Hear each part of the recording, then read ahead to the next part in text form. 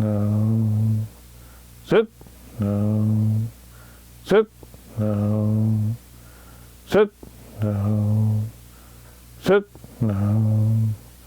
Sit. Nam. Sit. Nam. Sit. Nam. Sit. Nam.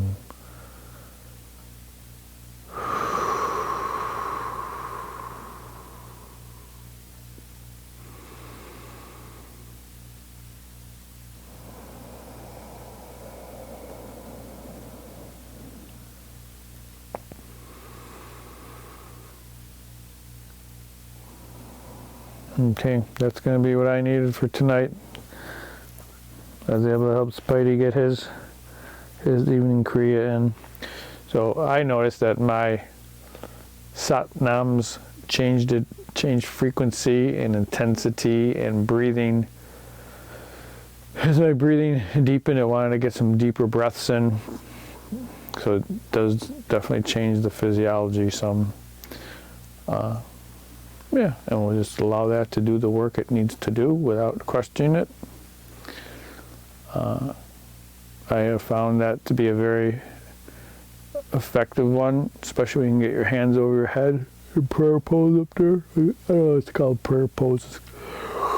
Fingers interlaced over the head.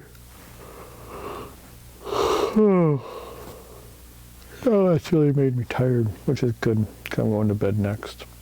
I like to do my Kriya in the evening. Most people, traditionally it is done in the morning upon first awakening, whatever, before your first bowel moving, you can put all the shoulds and supposed to, but I find I do in the evening because it's a break from the day, from the computers, from all the stuff, and it helps me relax so I can fall asleep easier and get a good night's sleep. So I do mine in the evening. And, I'm sure there's X number of people out there who will disagree with it, and that's fine, but that's what I do to get me through the day. And the breathing pattern, I'm sure, is supposed to be something different. Ask 10 different Kundalini yoga instructors. They'll tell you 10 different things depending on who they learn from. So I just try to feel the breath and see what it wants to do and honor it. Yeah, that's where we are. So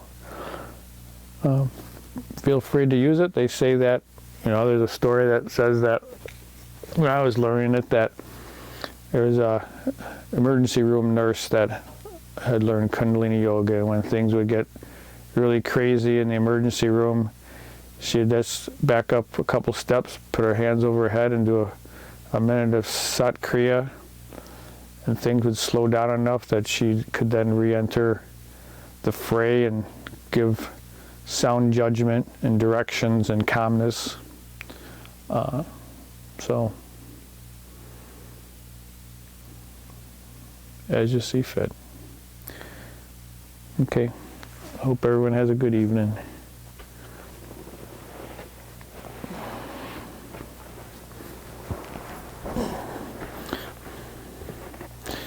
I thought for sure Spidey was going to have long enough arms. He seemed like pretty long arms, but I guess he's got a pretty big head. Huh. I guess you do what you got to do. If you're not anatomically correct, then you make it work.